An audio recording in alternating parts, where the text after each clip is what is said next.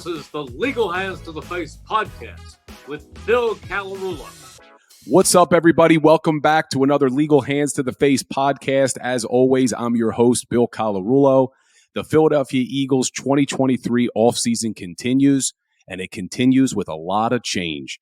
And I got to be honest with you, I am very, very concerned that this team is not going to be able to maintain that culture and that mojo that they had last year that really led them all the way to Super Bowl 57.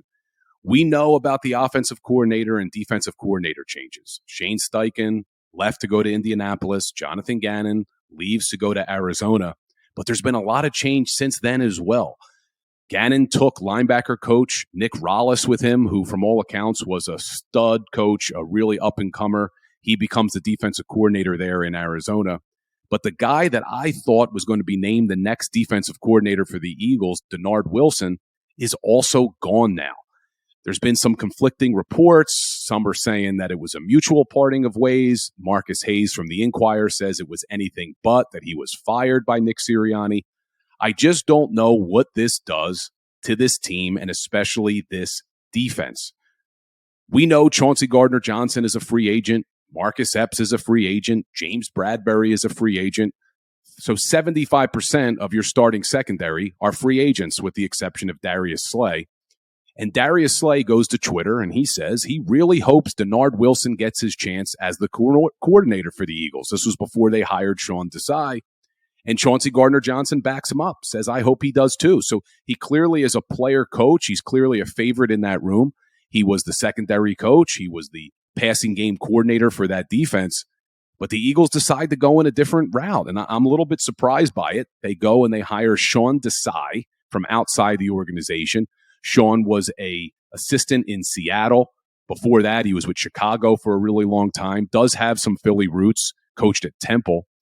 But again, very similar to Jonathan Gannon, that same Vic Fangio school of defense where you kind of don't give up the big play, you don't blitz a lot, and that's what we can expect in Philadelphia. I mean, Nick Sirianni has gone on record. He has said that's the style of defense he likes. And outside of the Super Bowl, love or hate the Jonathan Gannon defense last year, they had a lot of success. They had 70 sacks in the regular season. They had the most sacks since the 1984 Chicago Bears. So they did have a lot of success. Now, it was frustrating to sit there and watch that defense get picked apart by Patrick Mahomes, and in the season before, get picked apart by every top quarterback they've ever faced. Well, we can maybe expect more of the same with Sean Desai, but we can go on in debating defensive schemes and defensive styles. What I'm concerned about is, does this hire affect the culture? Does it affect that locker room? And now there's reports that the Eagles are considering bringing in Matt Patricia as a defensive assistant to coach linebackers. I will lose my mind. I'm already concerned about the culture, and you want to bring in a guy who there are stories about from our own captain, Darius Slay, as being anything but a player coach by having zero ability to relate to players or connect with players. And it just shocks me because Nick Sirianni talks constantly about culture and connecting more than just football. And he goes out of his way to connect with every single player. So I'd be shocked if they brought in a guy like Matt Patricia, especially with all of the change that they now are going through. Gannon's gone. Rollis is gone. Denard Wilson is gone. So I can't imagine you bring in a guy like Matt Patricia, but I'm hoping that these reports are just that. They're just reports, and it doesn't happen. But can this team, who had such a great culture for the past 2 years and really rode it to the Super Bowl, can they overcome this? Well, how do you overcome this type of change to your coaching staff? Well, you look to your veterans, and that's the problem. The Eagles may be losing some of their key veterans. Let's just look at their top three, the guys who have been with this team the longest. Jason Kelce, Fletcher Cox, and Brandon Graham. All three of them could potentially not be here next year. We all know Jason Kelce is mulling whether or not he should retire. He did it last year as well. Now, I am praying, and Kelce, I doubt you're listening, but if you are, please come back. I mean, we need him not only on our offensive line, with Isaac Sayamala becoming a free agent at guard. We need him for that locker room, and we need him for this culture. But when you flip over to that defensive side of the ball, Fletcher Cox and Brandon Graham, these guys, it's hard to imagine the Eagles without both of them on that team and in that locker room. And there is a strong possibility that both of them may not be here next year. Fletcher Cox and Brandon Graham, there's both rumors that the Cleveland Browns are interested in them. Jim Schwartz is there. So, what do they do? Now, I think Brandon Graham has said that he wants to play another 2 years. I would think that the Eagles and Brandon Graham, I mean, he's not even an every down player anymore on defense. I would think that they'd be able to work something out, maybe some sort of team-friendly deal with a lot of incentives, and Graham comes back. But Fletcher Cox, it depends on what he's looking for. I mean, if you remember last season, the Eagles cut him. He was a free agent for a few hours, and then they brought him back on a 1-year deal worth $14 million. Well, with the salary cap going up, I mean, let's just look at the franchise tag numbers. If you look at a franchise tag for a defensive tackle this year, it's $18.9 million. So if they're going to bring Fletcher Cox back, I don't know if $14 million is going to get it done. But I also don't know if you should pay him a lot more than that. You have Jordan Davis and Milton Williams waiting in the wings, two young guys that shown that they can play, and hopefully they can make that leap next year to become Pro Bowlers, maybe all-pro players. And I don't think I'm exaggerating saying that there's a chance Jordan Davis could become an all-pro defensive tackle. And the guy has the ability. He's got the size. He's got the speed and the strength. It's just putting all that together. But do you spend the money on a Fletcher Cox?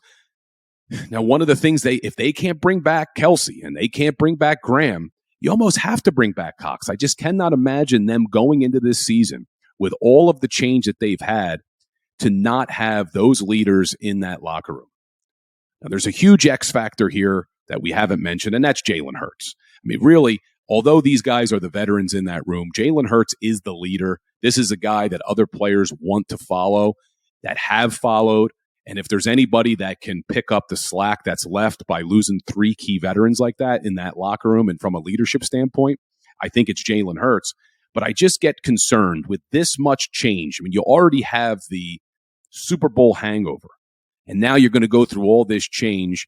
I mean, I guess we could look at it as a positive too, maybe. Maybe you wouldn't have as much of a Super Bowl hangover because it's all new coaches and it's fresh. You could look at it from that perspective as well. But I really think, too, in looking back at Sirianni's decisions here on this coaching staff, one of the other decisions that shocked me was that they did not make a change at special teams coach with Michael Clay.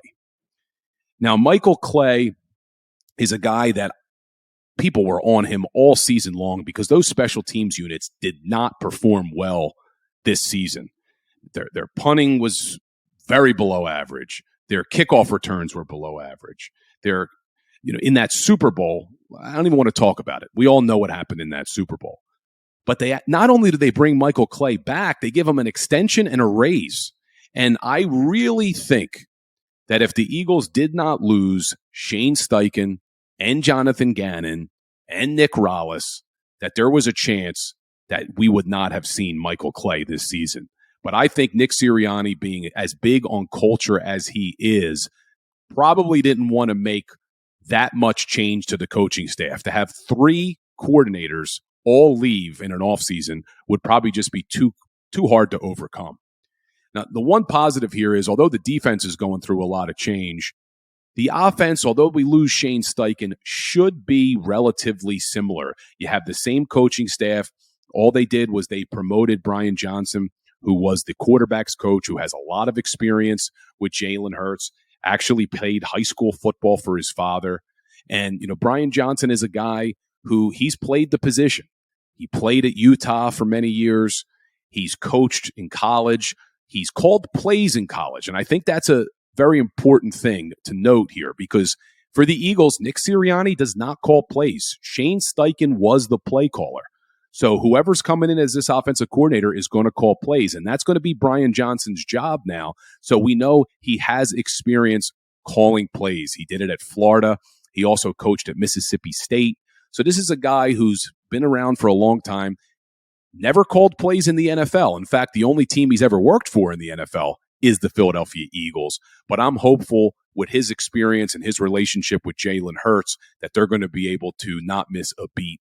And there's just so much skill on that offensive side of the ball with Jalen Hurts and A.J. Brown, Devontae Smith, Dallas Goedert. We'll see what happens at running back. We talk about change. Well, there could be a lot of changes in that backfield. Miles Sanders is a free agent. Boston Scott is a free agent. From what I think is going to happen, I think this is going to be Kenny Gainwell's backfield. I think you'll see the Eagles have Kenny Gainwell get a majority of the reps there. He showed in the playoffs that he has the ability. He had great playoffs. But I don't think they go out and sign any big names. There was some reports earlier today that Derrick Henry is on the trading block in Tennessee. The Eagles are one of the teams rumored. I don't think that makes a lot of sense. I did a video on this on our social media channels today.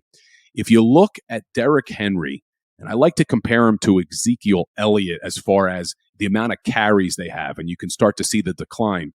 Ezekiel Elliott is actually 2 years younger, well, about a year and a half younger than Derrick Henry, but both of them have 1,900 carries in their career.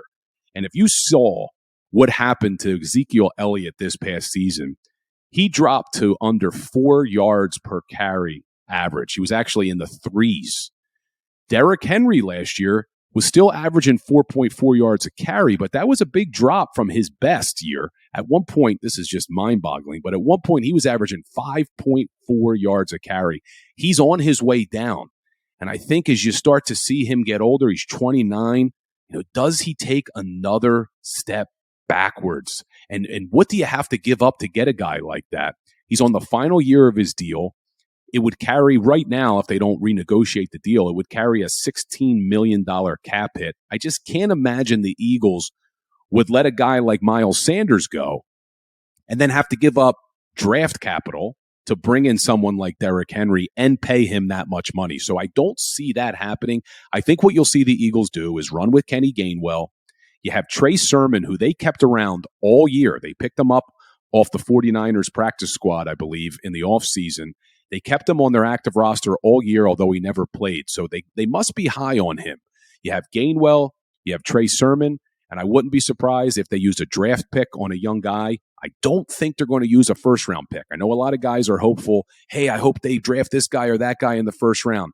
I can't imagine them doing that either. I think you'll see them use a late-round pick on a running back and then maybe pick up a veteran who's a free agent who gets cut, which happens every single season. And you can get by with the talent that this team has and with that offensive line. You could put pretty much anybody back there. I don't want to take away from what our running backs did this year, but you put people back there, they're going to make plays. So I'd be shocked if they went out and made a trade for a guy like a Derrick Henry. But outside of running back, if you flip over to the other side, today was the day. I'm filming this on Tuesday, March 7th, and today was the deadline for franchise tags. If the Eagles were going to use a franchise tag. I've been saying for the past couple of weeks that I did not think the Eagles would use their franchise tag. They haven't used their franchise tag since 2012 with Deshaun Jackson, and they were able to enter into a deal before the tag even became effective back then. They don't like using the tag. Howie is a magician when it comes to the salary cap, and when you use the tag, you really can't do anything. It's a one-year contract for that amount. So there were some candidates that people on the radio were saying, oh, maybe they'll use the tag on this person or that person. Never thought it was going to happen. But the big ones were Chauncey Gardner-Johnson, Javon Hargrave, and James Bradbury. So all three of those guys, it comes and goes without them using the franchise tag. And I'm happy they didn't. The one-year tag for Gardner-Johnson this year would have been $14.4 million for the safety position. For Javon Hargrave at D tackle, it would have been $18.9 million. And for James Bradbury, a corner, it would have been $18.1 million. Not that the annual numbers are that crazy, but it just prevents you from being able to get creative with how you structure those deals. So I'd be shocked if they used it, and they didn't. So they did not use the franchise tag again. So we're now going on 11 years since the Eagles have used the tag. So a lot of other teams used the tag, though. The Giants used the tag on Saquon Barkley. The Dallas Cowboys used the tag on Tony Pollard. So we will see what happens. And then the big one, the Baltimore Ravens used the tag on Lamar Jackson. So we'll see what happens there. They did not use the exclusive tag. So other teams now have the ability to negotiate with Lamar Jackson. Some interesting things down there in Baltimore. If you like following the business of the NFL, what I do enjoy that a lot. This is interesting. This is really, really interesting.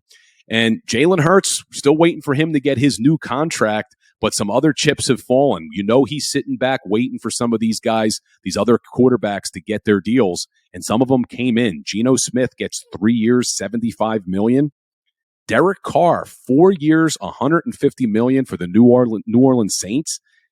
Not a bad place for him to go there. I mean, that NFC South is wide open. Brady's gone. There's really no other stud quarterbacks in that division, so he's got a chance to really make some noise there in New Orleans. And then breaking news right before I came on to record this, Daniel Jones enters into a 4-year, $160 million deal with the Giants. So that's an average of $40 million a year. So I'm on record a couple weeks ago saying I think Jalen Hurts is getting $50 million a year, and I stand by it in light of the way these other contracts are coming in. And it also looks like the Giants are going to stay in mediocrity for a lot longer. I mean, as an Eagles fan, maybe I'll come back to eat these words. I'm hoping not, but I love that they re-signed Daniel Jones. I love that they're going to franchise tag Saquon Barkley, because I think that they'll be good, they'll be decent, but they're not going to be great, and they're never going to be better than the Jalen Hurts-led Eagles. It's just not going to happen. Jalen Hurts is a better quarterback. So as long as we can put talent around Jalen Hurts, I think we're going to perform a lot better than the New York Giants, especially when they're paying Daniel Jones $40 million a year. So I'm happy with that. I'm very happy with that. But guys, as always, if you like the podcast, please like, subscribe, review us, but check us out on Instagram, TikTok, YouTube, Facebook, and Twitter. We're posting daily content there. We're posting videos, keeping you guys up to date. And if there's anything you want us to talk about, feel free, hit us up on one of those social media channels. Shoot me an email, bill@legalhandstotheface.com. We are only days away from free agency, and then it's the draft, and then camp will be here before we know it. I know I can't wait. And if you guys are still listening to this podcast, I know you can't wait either. Talk to you guys soon.